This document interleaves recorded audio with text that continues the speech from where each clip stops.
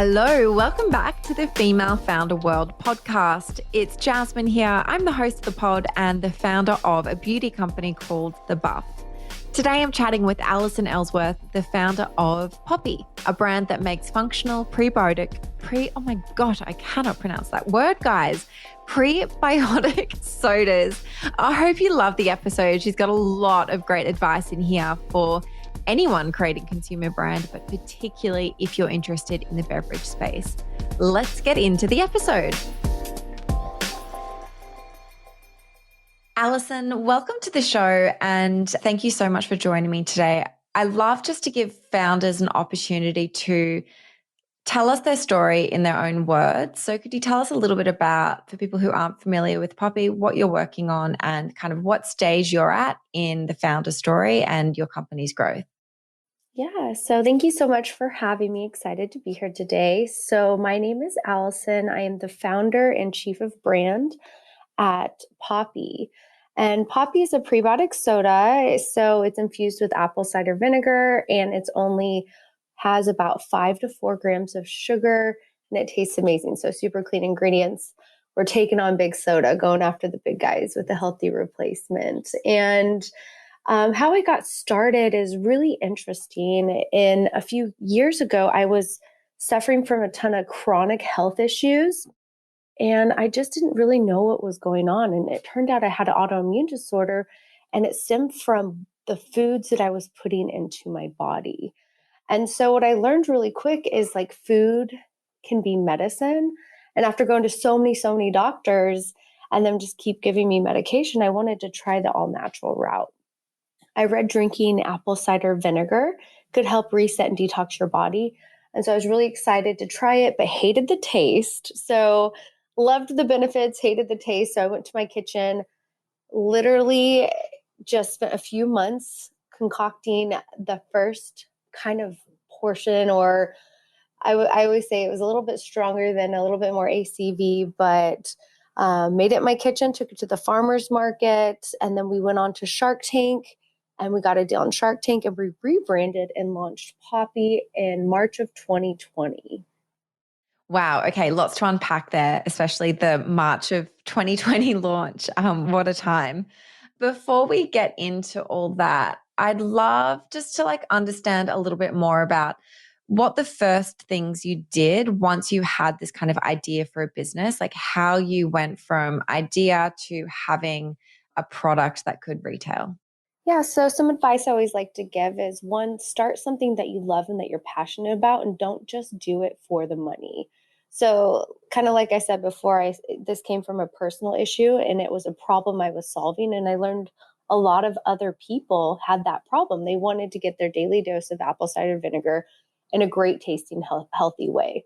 Right. So I always tell people when you're starting it, don't just do it with the mindset of like, oh, I got to get rich someday, because that will come if you do everything right, but you got to have the passion and the drive to get up every day and like push and go really hard. So I had that super early on, and with that it makes it a lot easier to go ahead and put your life savings into it.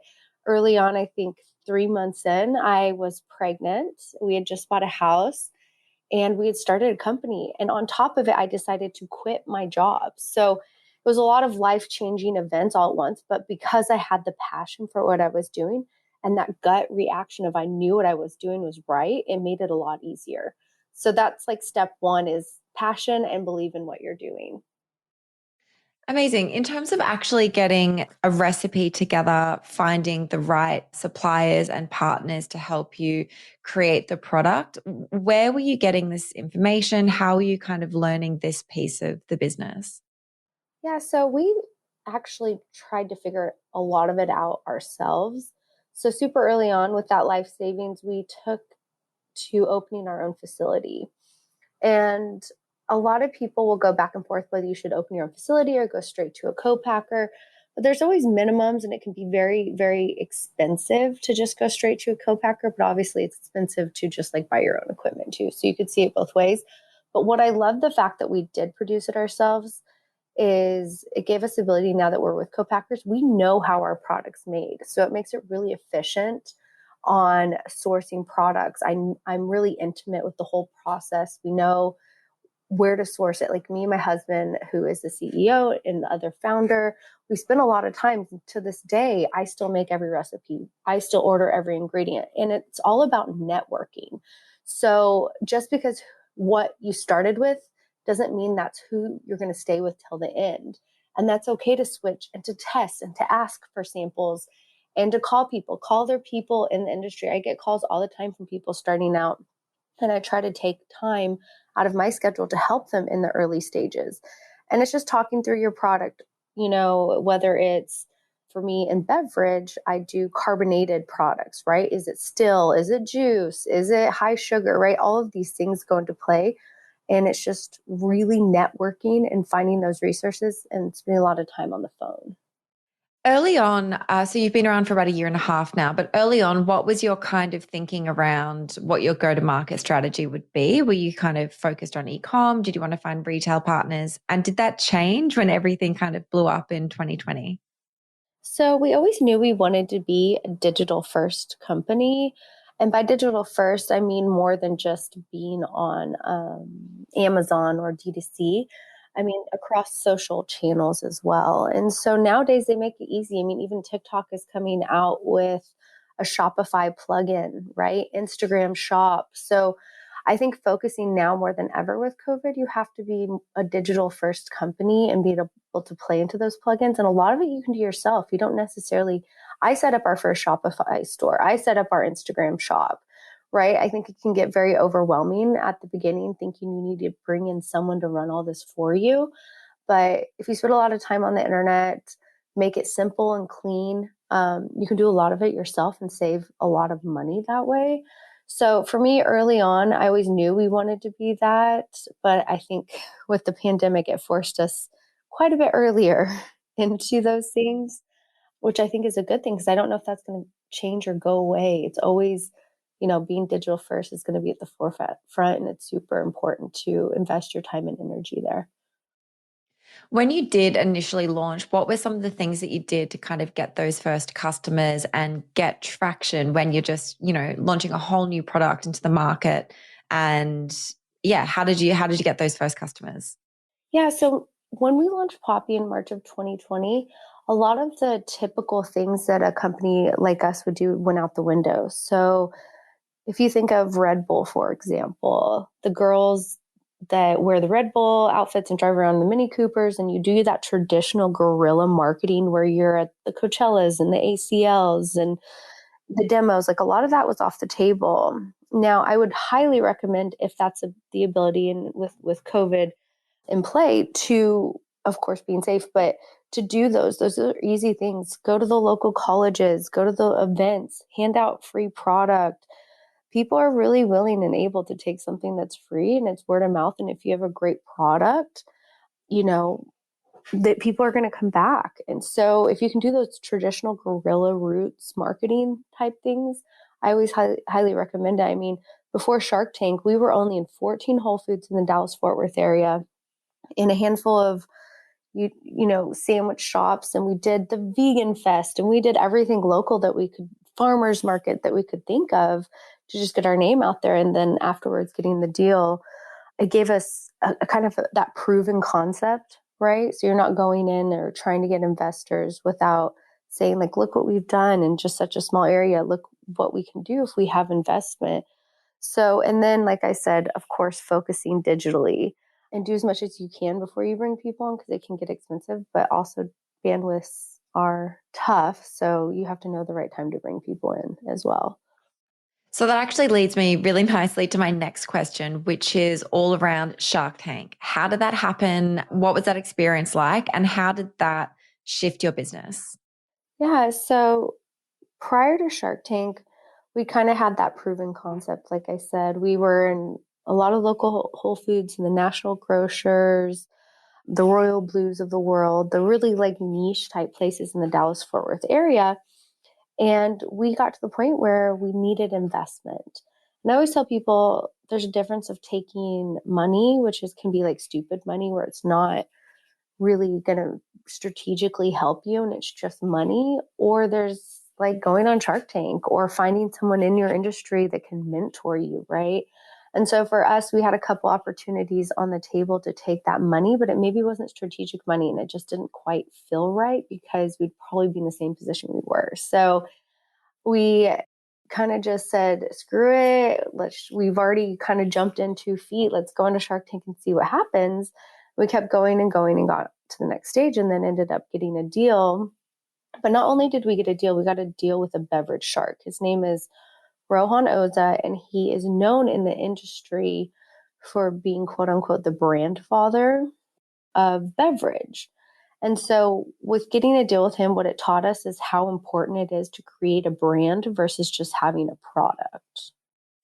What is it, do you think, about Poppi that really caught their attention?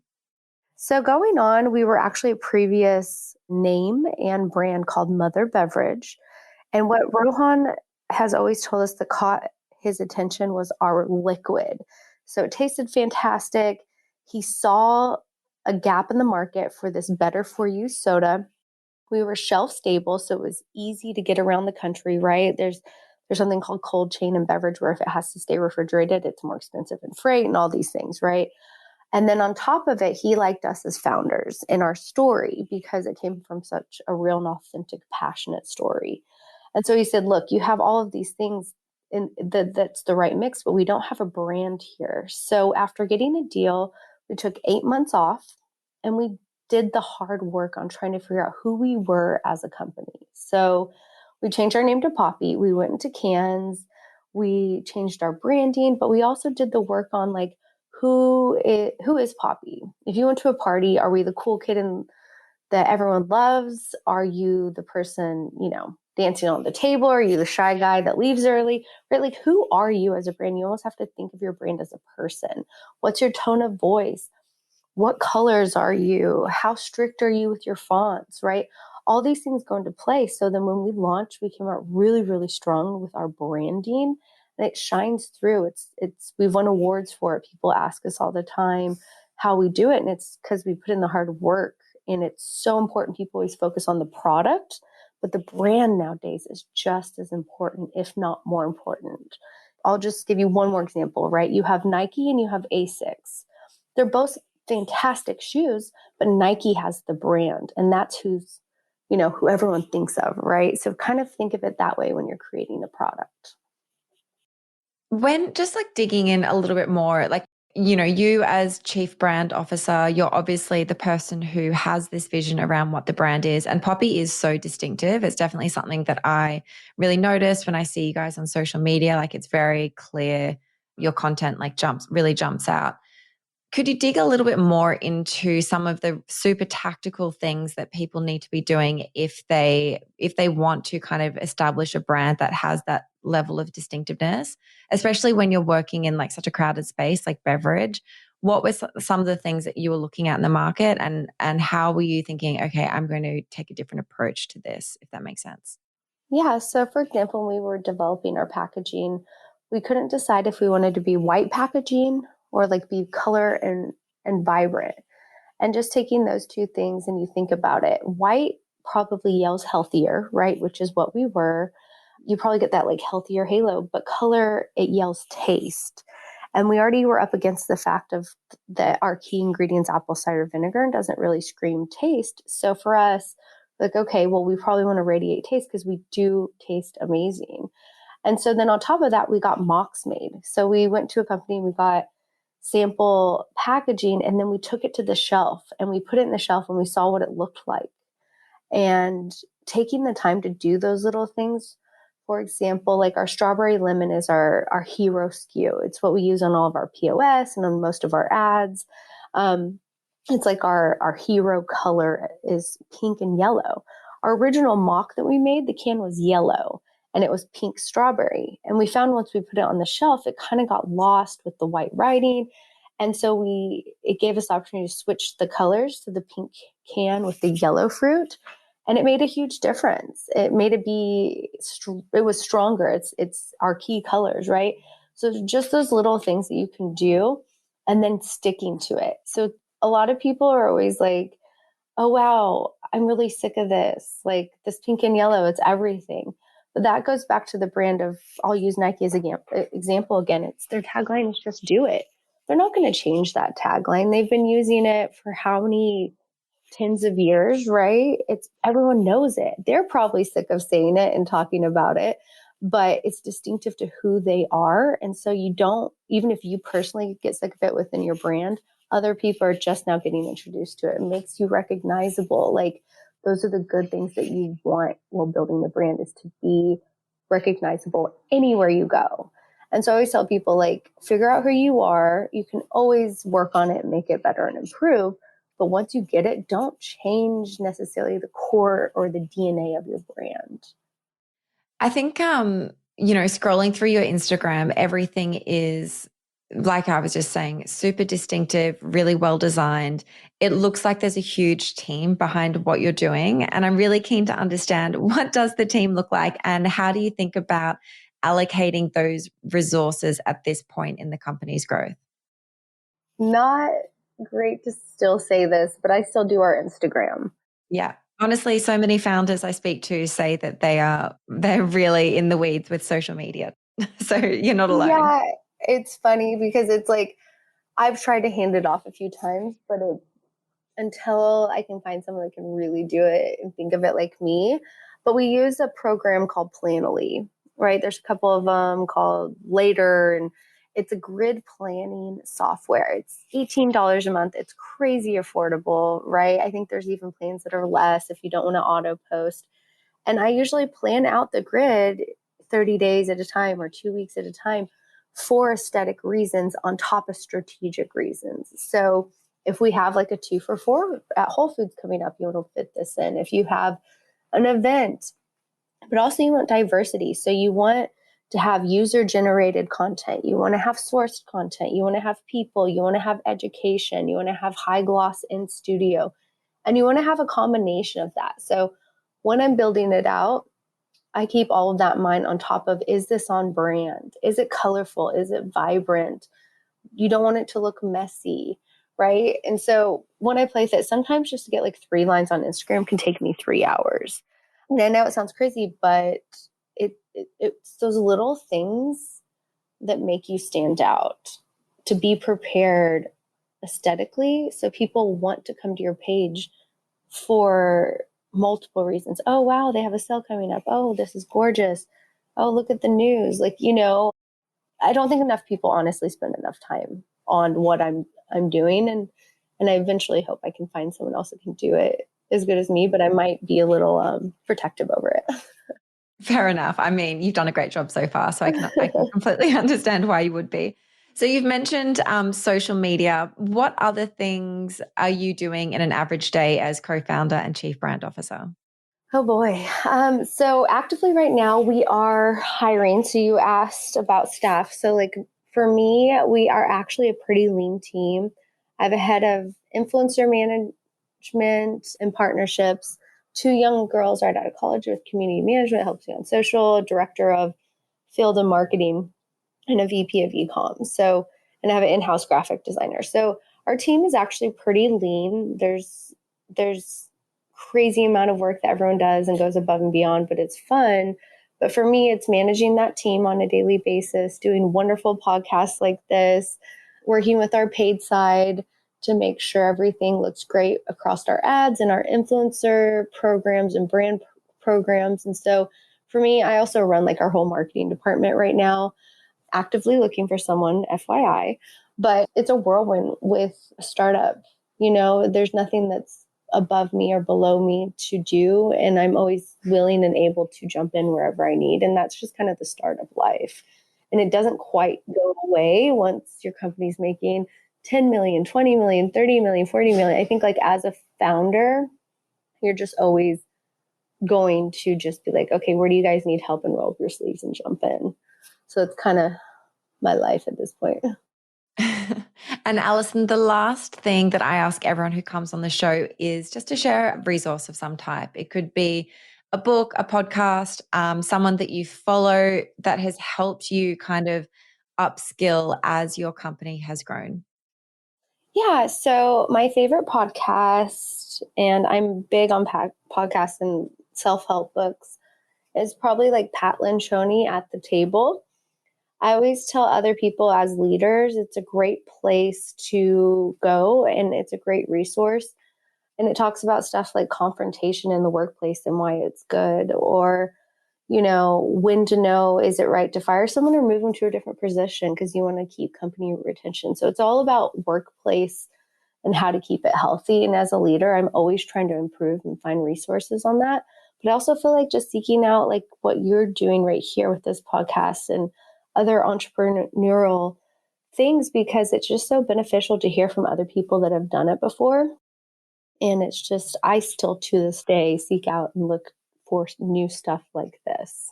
So thank you. Amazing. Well, thank you so much for coming on the show, for telling us all about your story and Poppi. Lots of great stuff in there. I think it'll be really helpful for all of our listeners. Yeah, thank you so much for having me. I appreciate it. Thanks for tuning in to that episode of the Female Founder World podcast. Please don't forget, drop us a 5-star review wherever you listen to pods. It is how people find this show and helps us reach new founders and expand our community. Thanks, guys. Chat to you in the next episode.